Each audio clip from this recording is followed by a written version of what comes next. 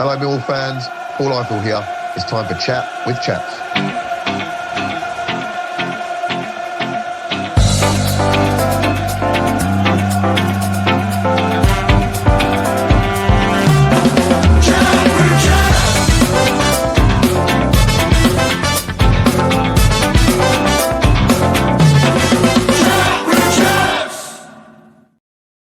Post-match analysis for Chat with Chaps. We're finished in our final friendly game, Millwall 3, Estoril 0.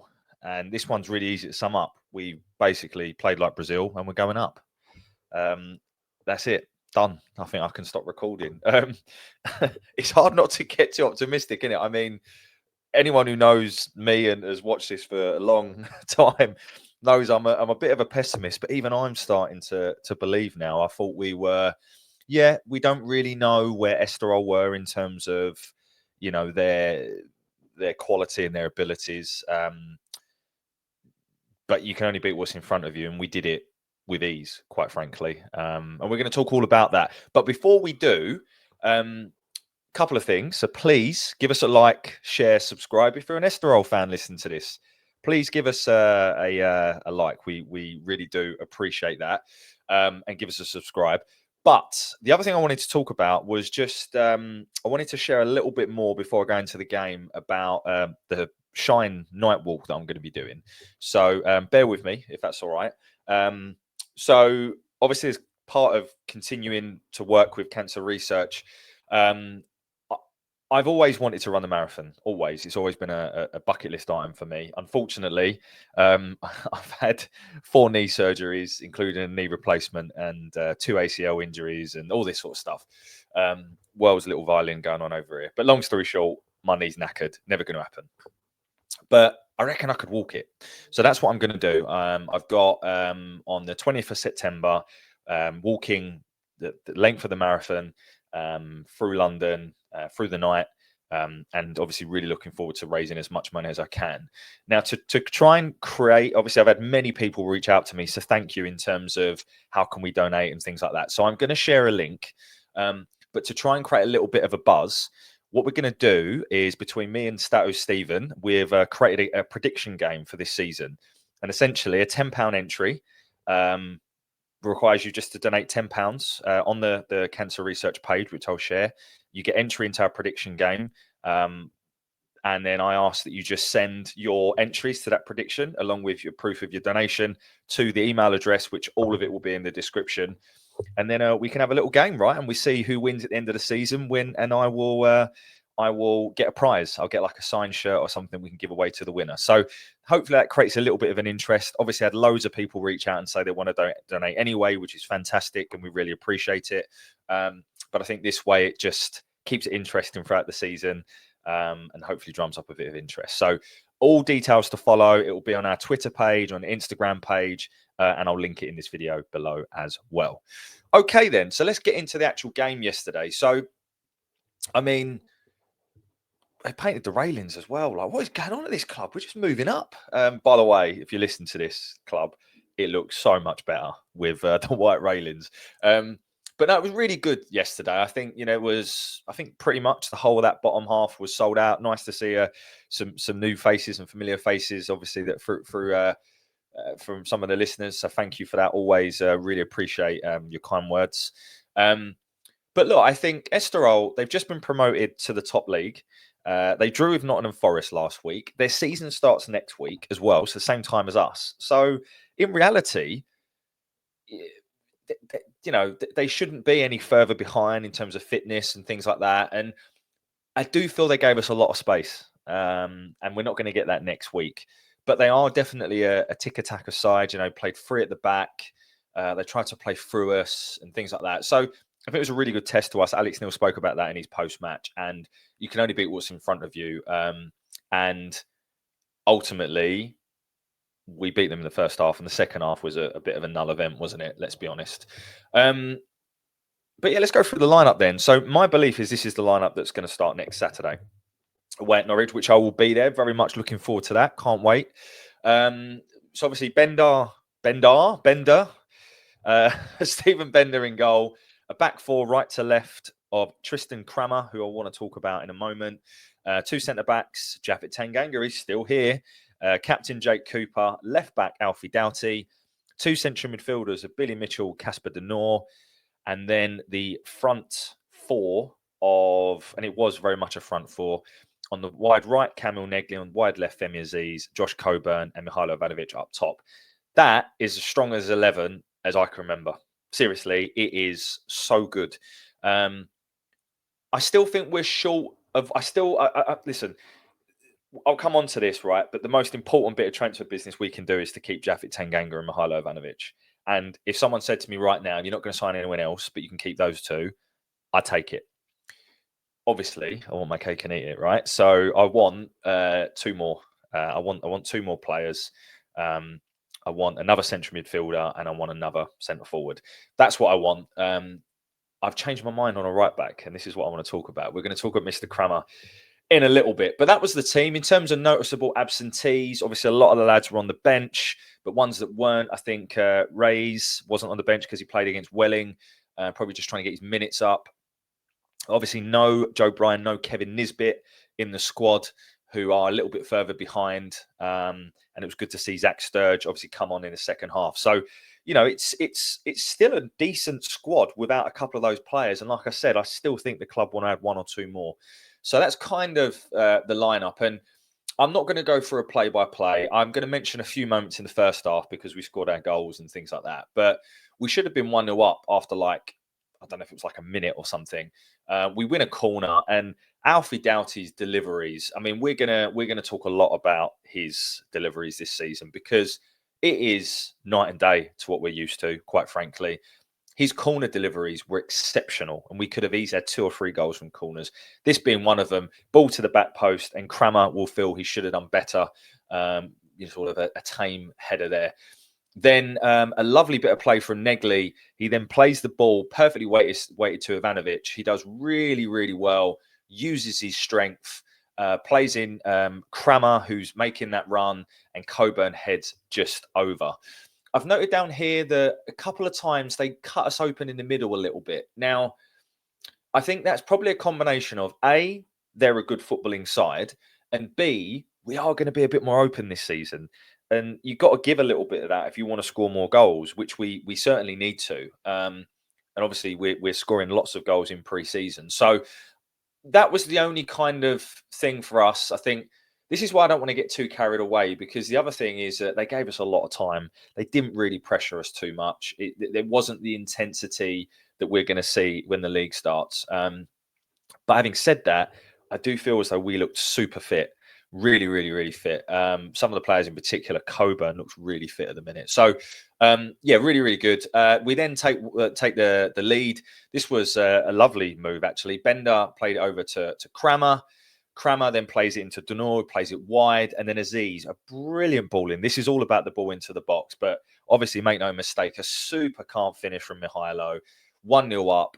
That is what I'm hoping is going to be a trademark goal. Getting the ball wide to our danger players that are out wide, getting good deliveries into the box. And we've got 2 players that I genuinely believe 30 goals between them this season is doable. I couldn't care less who does what. I think Mihailo is probably more the goal scorer, but obviously Josh got 2 yesterday. So that was 1-0 up. I noted here that Tristan made a superb tackle on 25 minutes. There was a couple of bits I noted down. That was one of them. Really, really good tackle from him on 25. He's just so fit and athletic. He gets up and down that right-hand side. And maybe I will talk about Tristan now. So I have very much been in the camp of we need a right back. And even after the fans forum, I said, when the club said that they weren't looking for a right back, I said, I was like, I get it because you've got 4, but I don't think we have someone that can play that attacking role. I've changed my mind. And look, I'm not sitting here saying that he is the most amazing attacking right back in the Championship, but you've got someone here in Tristan Kramer who gets up and down constantly. His deliveries were pretty good. He is very good defensively. He gives us another option from set pieces. He's you can hear him talking leadership. He was constantly, I was sitting right by it, constantly in that first half, really wanting the ball. I feel like his positional awareness is brilliant. I'll be honest, I think you'd struggle to get a better right back. I really do. I know he's not a right back, but that is testimony to him and his abilities. And I think he's, as part of our prediction game, it's going to ask you who you think is going to be our player of the year. I'm going to go for Tristan Kramer because I thought he was, I know it's a friendly, but I thought he was outstanding. And yeah, maybe we could get someone that's slightly better going forward or with more pace, but he's not slow and his engine is phenomenal. We'll need that in this side. And the amount of space that he gets from Camel Negley tucking in, I thought he was brilliant yesterday. Wasn't necessarily my man of the match, but very close to it. So that was what I was going to say on Kramer. I'm happy if he's our right back next season. The only thing that worries me slightly is if Jaff goes very at the end of the window, what do you then do? Do you move Tristan inside, or is he now a right back and that's it? It's also nice to have like Ryan Leonard who can come on and play a slightly different role for us, but he's never going to let you down, right? And he gives us an option there, and also probably in a centre back option as well. So anyway, a little segue there.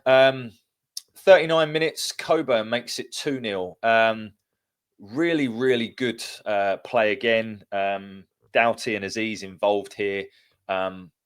And it's a super finish from Coburn. But again, we're not going to get that space and time in a league match. It just sort of seemed to have as much time as he wanted to pick his spot. But it was a super finish with the outside of his boot. Ivanovic, again, showing his abilities to hold the ball up on 41.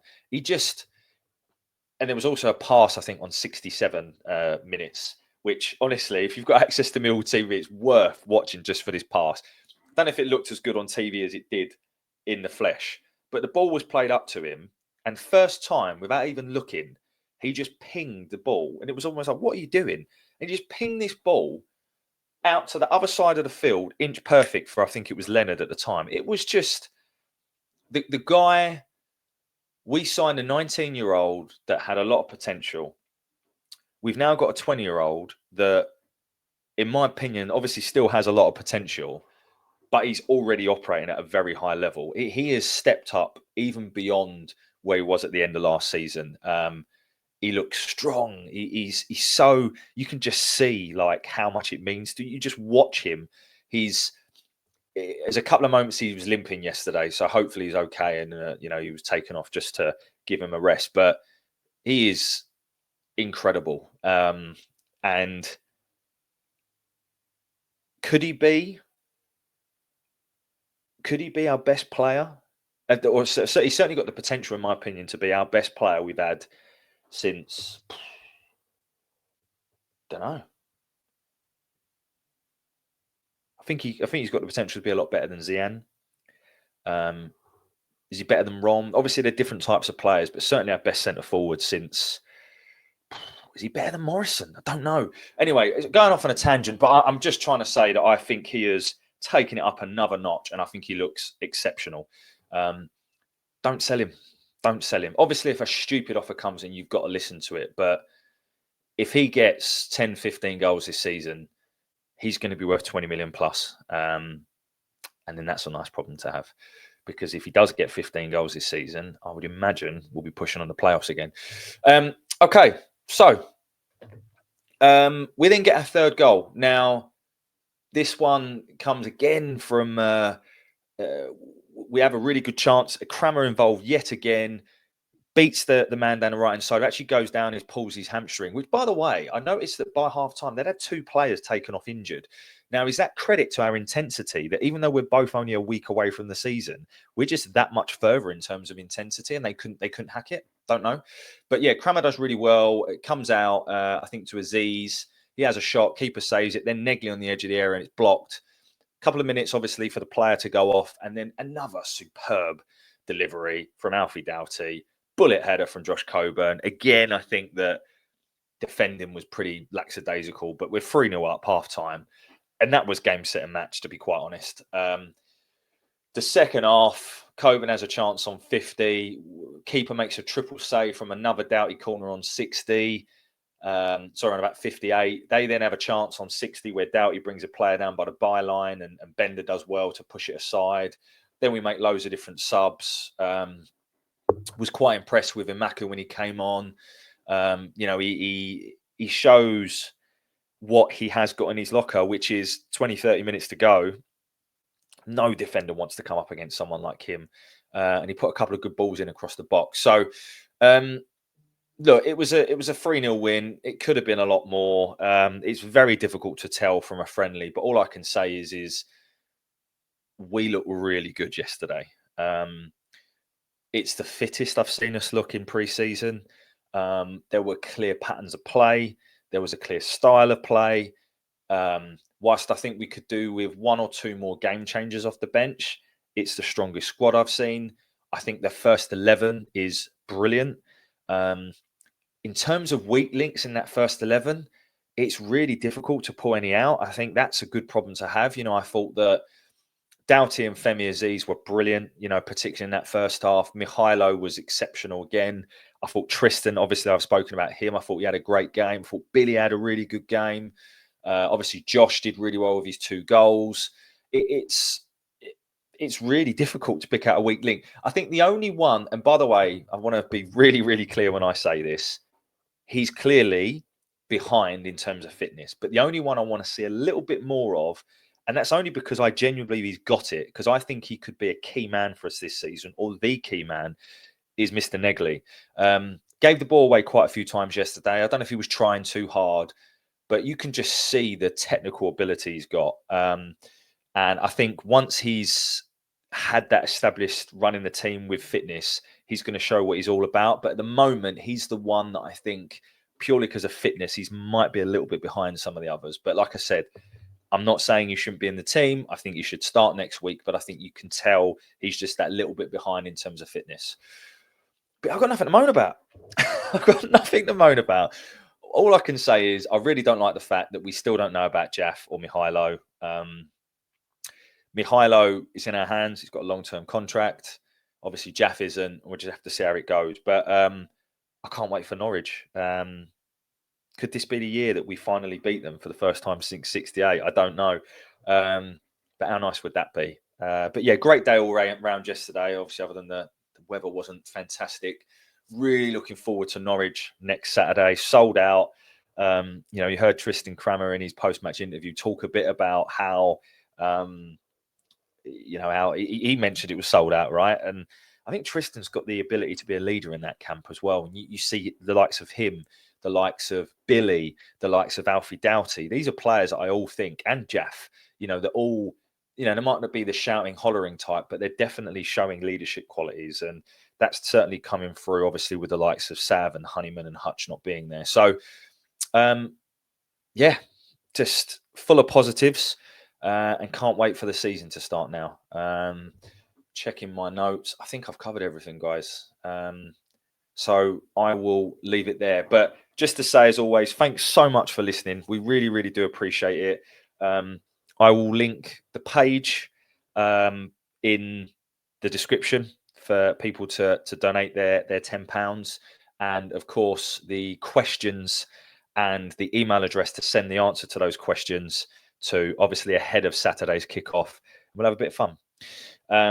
But yeah, thanks so much for listening. Enjoy the rest of your weekend wherever you are. And of course, as always, bye for now. Hi, it's Steve Morrison here, and you're listening to Chat with Chaps, chatting Millwall, come rain or shine.